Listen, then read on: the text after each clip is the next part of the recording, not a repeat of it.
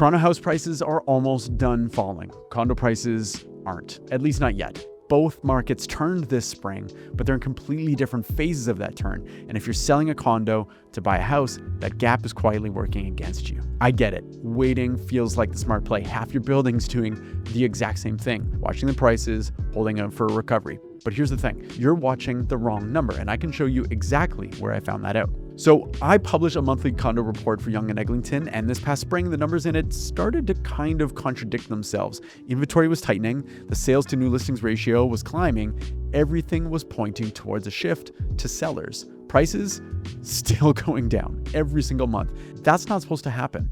So I pulled the full citywide and downtown data set from TRREB to check, and it turns out that it wasn't just a Yonge and Eglinton quirk. 3 sets of numbers, that's what we're going to get into, and by the end, you'll see the reason the question most condo owners are asking right now is kind of the wrong one. The condo market you're waiting on to recover, it's already moving, just not in the number that you're watching. Here's what I mean. Every month this year, the median condo price across the city of Toronto has been negative. January, down 8%. February, down 7.3%. March, down 8.9%. April, down 8.5%. May, down 7.4%. June, down 7.8%. No slowdown, no sign of a turn. And if that's the only number that you're tracking, fair enough, the conclusion seems obvious. The condo market is still soft, keep waiting. But there's a second set of numbers sitting underneath that headline, and it's telling a pretty different story. Quick note on method before we get into it. Every comparison that you're about to see is the same month this year against last. January 2026 against January 2025. June 2026 against June 2025, just as examples. So none of this is spring seasonality kind of dressed up as change. When I say something tightened or softened, that means compared to the same month a year ago. Back in January, condo buyers had more to choose from than a year earlier, nearly 2 extra months of supply sitting on the market. More listings, less competition, more time to decide. A soft market getting softer. By June, that flipped completely. There was now nearly 2 months less supply than the same time last year. Same measurement, opposite direction. The market had tightened hard. In 6 months, the absorption picture swung nearly 4 months of inventory. And it shows up in the sales numbers too. June 2026 had 1,122 condo sales in the city of Toronto, the highest single month in this entire data window, and it happened on 18% fewer listings than June 2025. Fewer listings hitting the market and more sales happening than any other month. That's not a soft market. That's a market where supply is contracting and demand is absorbing it. The sales to new listing ratio, basically what share of homes coming to market actually sold that month, was 1.6 points below where it was a year earlier, back in January. By June, it was 10.4 points above. That's a 12-point swing in only 6 months. And the absolute numbers back it up. Condo months of inventory in January 2026, 7.45. In June 2026, 4.86. Now, still a buyer's market. At 4.86 months, buyers have the leverage here. And I want to be clear about that. But the direction, no question, is very clear. So here's what's actually happening. The sales volume, the number of condos trading hands has already turned. Buyers are back, at least compared to last year anyway. Supply is tightening. The market's absorbing listings faster than it was a year ago and by a fair margin too.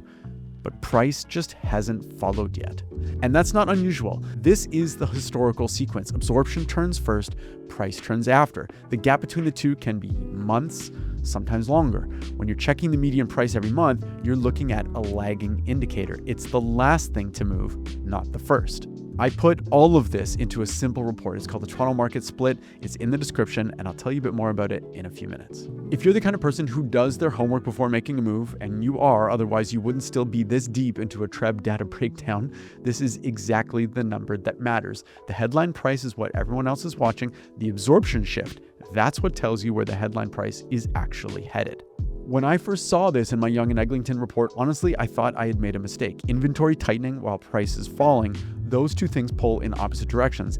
That doesn't happen. So I pulled the citywide data numbers to check. same pattern. Then I went and looked at downtown, same pattern again. 3 independent geographies showing you the same anomaly. That's not a mistake, that's a signal. The condo market you've been waiting out, it's already starting to turn, you just can't see it in the number that you've been watching. So that's the condo side of it, absorption turning, price lagging behind. But here's what changes everything, what's been happening to the asset on the other side of your transaction at the exact same time. The condo market has been quietly tightening, the freehold market has been doing something completely different with its prices, and the gap between how those two markets are moving, that's where the real cost of waiting actually lives. Okay, here are 6 numbers, January through June 2026, year-over-year freehold price changes in the city of Toronto. Minus 7.8, minus 7.5, minus 6.4, minus 4, minus 3.8, minus 2.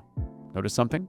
6 months in a row of shrinking declines. Every single month, that year-over-year gap gets a little smaller. That's not noise, that's a trend. Now, here are the condo numbers for those same 6 months.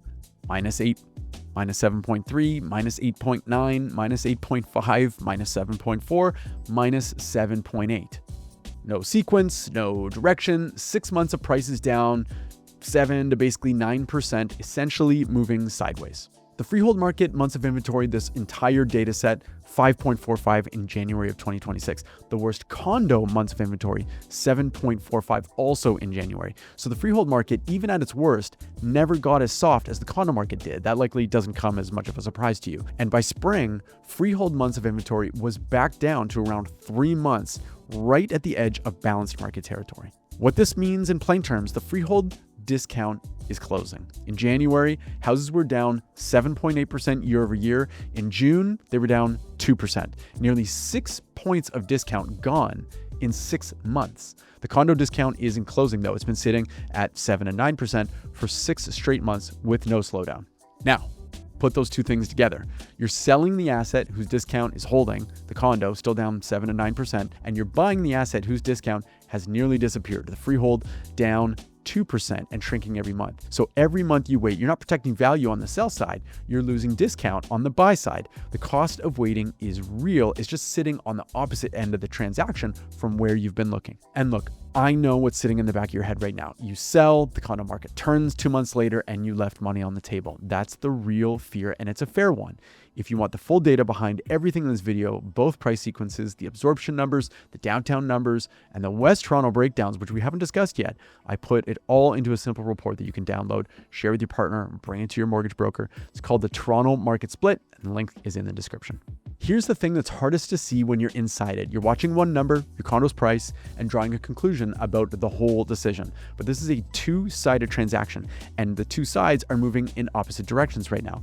The families who figure that out before they make their move, those are the ones who don't look back later wondering what they missed. I want to be careful here. I'm not telling you freehold prices are about to spike or that you're going to miss some window. What I'm telling you is that the discount on the asset you're trying to buy is shrinking measurably month by month, while the discount on the asset you're selling isn't. That asymmetry has a dollar value attached to it. And right now, that dollar value is moving against you. But here's what makes this more than just a citywide trend. The houses you're actually targeting, the semis, the detached homes, and the Junction, and Roncesvalles, Bloordale, Bloor Court, Corso Italia, those specific pockets have their own numbers. And those numbers make the citywide pictures look generous, honestly. Let's get specific. You're not buying the citywide average, you're buying a semi or a detached house in a specific core of Toronto neighborhood. So let's actually look at what's happening in those markets. Two geographies here, the downtown condo market, because that's where a lot of you are selling from, and West Toronto freehold, because that's where a lot of you are buying. Start with the downtown market, C1 waterfront communities. This is the data that kind of closes the loop on the Yonge and Eglinton story from the opening. 12 months ago, June 2025, months of inventory in C1 was 9.04. 9 months of supply. Buyers had all the time in the world. In June 2026, 4.48 months of inventory. Cut in half in 12 months. The sales to new listing ratio went from 22.1% in June of 2025 to 44.6% in June 2026. It's basically doubled. Price in June 2026 was up 0.5% year over year.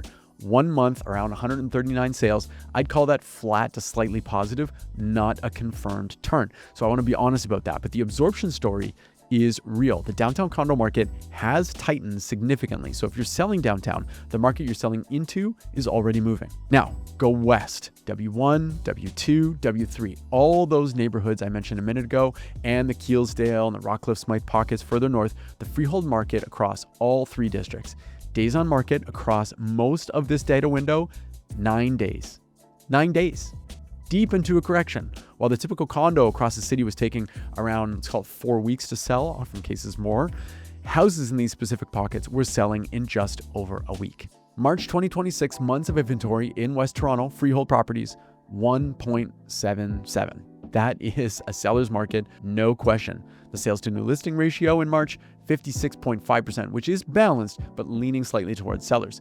And across the entire 6-month window, West Toronto freehold months of inventory never got above 3.6. It never softened, not once in this entire window. What that means practically, the softness you've been seeing in the headline numbers, it largely skipped right past the specific houses that you're trying to buy. West Toronto freehold spent this whole window in seller's market or balanced territory deep into a correction. There's no inventory build in this data that would hand buyers any real leverage. The supply never really piled up. Downtown, meanwhile, months of inventory got cut in half in 12 months. Some of that is buyers stepping back in, sales are up. Some of it may be owners pulling their listings and renting instead. Either way, the supply actually available to buy shrank dramatically, which means if you're listing downtown, there's a lot less sitting on the market next to you than there was a year ago. People who do well in this market, they're not the ones who timed the bottom perfectly. They're the ones who understood which specific markets they were actually shopping in. They stopped waiting around for a correction that had already passed or never showed up at all on the streets that they actually wanted to live on. 9 days on market, deep into a correction. I've been watching Toronto real estate for 11 years now, and that number in West Toronto, freehold, sustained across 6 months of data, that tells you something about how much people actually want to live on those streets, something no headline price number is ever going to capture. The families who want to live on the west side, they're not going anywhere, and there aren't just that many houses to buy to begin with.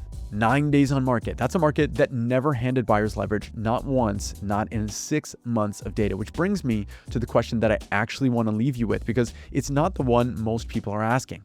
So here's the reframe. The question most condo owners are sitting with right now is, when will my condo recover? And look, it feels like the responsible question. You're protecting the asset that funds your move, so of course you're going to be watching it. But that question only looks at one side of a two-sided transaction, and while you've been watching that side, the other side's been moving. The question isn't when will my condo recover, it's what happens to the gap between what I'm selling and what I'm buying.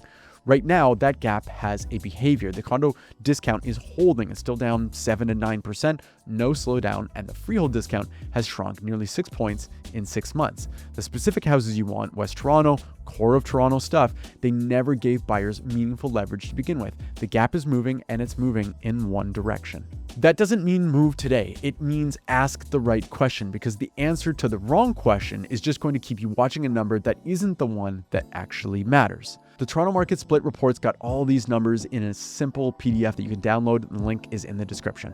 Now, when people say the West Side's too expensive, they're usually pricing out Bloor West Village or Roncesvalles, something like that. But there are West Toronto pockets where houses still trade under 1.3 million with the schools, the walkability, the yard, all of it. That's this next video.